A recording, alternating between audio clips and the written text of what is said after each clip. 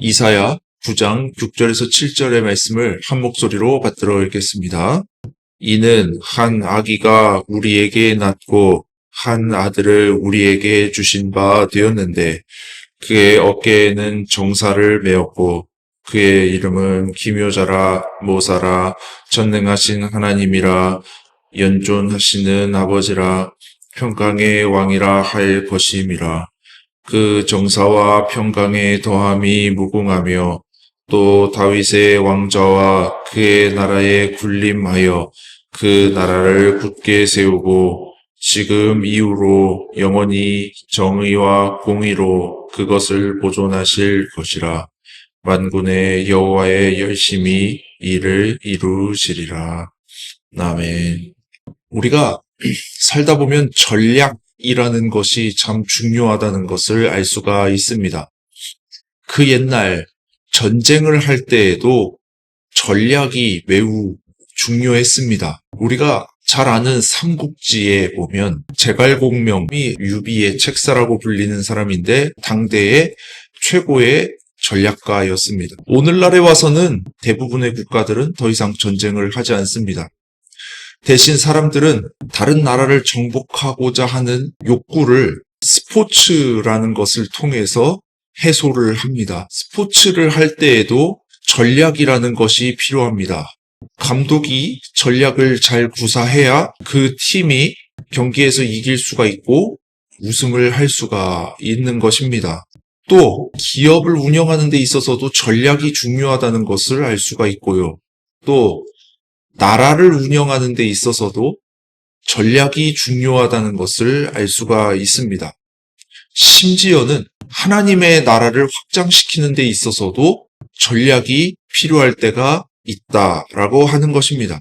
하나님은 우리에게 전략을 주시는 분입니다. 오늘 우리가 읽은 말씀 중에는 모사라는 단어가 나옵니다. 이 모사라는 말, 이 말을 새한글 성경에서는 놀라우신 책략가라는 말로 번역되어 있습니다. 예수님은 우리에게 전략을 주시는 분이십니다. 그러므로 하나님께 하나님의 나라를 확장시킬 전략을 달라고 우리 함께 기도하기를 원합니다. 하나님은 그런 우리를 꾸짖지 않으시고요. 지혜를 주실 것입니다. 하나님의 지혜는 우리가 다 이해할 수 없습니다. 때로는 우리가 예상치 못한 결과를 얻게 하는 것이 하나님이 주신 지혜입니다. 그러므로 우리는 우리의 머리로 계산하는 것을 멈추고 하나님의 명령을 따라가기를 간절히 소원합니다. 감리교 운동을 처음 시작한 존 웨슬리 목사님이 사역을 감당하다 보니까 빚을 지게 됐어요. 그래서 어떤 사람이 자원해서 내가 제일 가난한 사람 10사람에게 매주 찾아가서 그들에게 1페니씩 받도록 하겠습니다. 그 돈을 모아서 빚을 갚을 수가 있을 겁니다. 이렇게 이야기를 해요. 그래서 다른 사람들도 그거 좋은 생각입니다. 그러면 저도 10사람에게 찾아가서 일주일에 1페니씩 받도록 하겠습니다.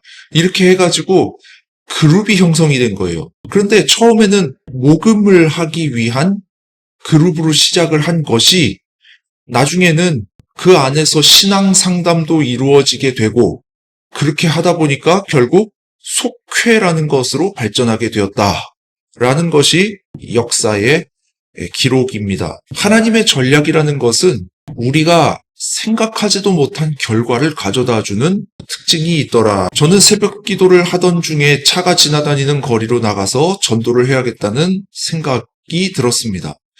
그것은 분명 하나님께서 주신 생각임에 틀림이 없습니다. 그래서 저는 하나님이 주신 생각이라고 믿고 이 일을 시작했지만 사실 효과는 미미할 것이라고 생각했습니다. 왜냐하면 차를 타고 빠른 속도로 지나가는 사람들이 제가 든 전도 피켓을 본다고 한들 그것을 얼마나 마음속 깊이 생각하겠습니까? 내 갈 길도 바빠 죽겠는데. 그래서 저는 사실 기대하는 마음은 없었습니다. 그런데 막상 이 일을 시작하고 나니까 생각하지도 못한 일이 벌어지고 있다라고 하는 것입니다.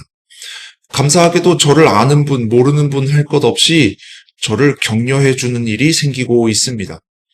저는 이것을 하나의 시발점으로 여기고 있는데요.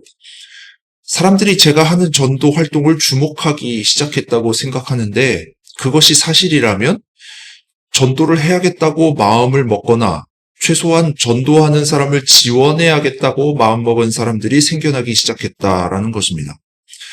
비록 전도 효과는 아직 보이지 않지만 저로 인해서 전도에 관심을 가지기 시작한 사람들이 생겨난다면 그것으로도 충분히 성과가 있지 않겠는가라고 저는 생각을 해봅니다. 그러므로 우리는 우리의 머리로 계산하는 것을 멈추고 하나님의 말씀에 순종하기를 원합니다. 또 일이 이루어지기 위해서 방법 못지않게 중요한 것이 시점입니다.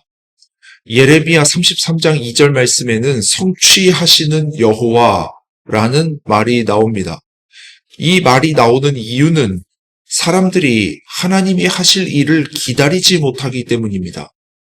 모세가 시내산으로 올라간 후로 소식이 없자 사람들은 마음이 불안해지기 시작했습니다. 그래서 시내산으로 올라간 모세가 어찌 됐는지 우리가 알지 못한다. 그러면서 금송아지를 만들어서 그것을 숭배하다가 결국 하나님의 벌을 받게 되지요. 하나님께서 놀라우신 책략가라고 고백한다면 하나님이 하실 일이 언젠가는 이루어질 것을 믿고 기다릴 줄 알아야 합니다. 하나님이 정하신 그 시점을 존중하지 못하고 성급하게 판단하면 낭패를 겪을 수가 있습니다. 또 열정도 있어야 합니다. 오늘 우리가 읽은 말씀에 보면 만군의 여호와의 열심히 일을 이루시리라는 말씀이 나옵니다. 그 말은 결국 일이 이루어지는 것은 전략과 열심이 더해질 때라는 것을 알 수가 있습니다. 전략이 없이 열심만 있다고 해서 되는 것도 아니고 전략은 있는데 열심이 없으면 또 안 되는 것이고요. 우리가 하나님께 기도해서 전략을 세웠다면 그 다음으로 할 것은 열심히 하는 것입니다.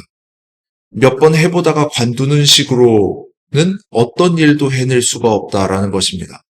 꾸준히 기도하고 꾸준히 전도하고 꾸준히 말씀 묵상을 하는 것이 중요합니다. 다른 방법은 없습니다. 그러므로 최고의 전략가이신 하나님을 존중하면서 승리하는 우리 교회가 되기를 간절히 소원합니다. 이제 적용의 말씀을 드리며 설교를 마무리하고자 합니다. 적용의 말씀입니다. 첫 번째, 하나님의 음성을 들었을 때 계산하지 말고 순종합시다. 두 번째, 하나님의 시점을 존중합시다. 세 번째, 열정을 가집시다. 이 적용의 말씀 가지고 우리 자신을 돌아보기를 원합니다.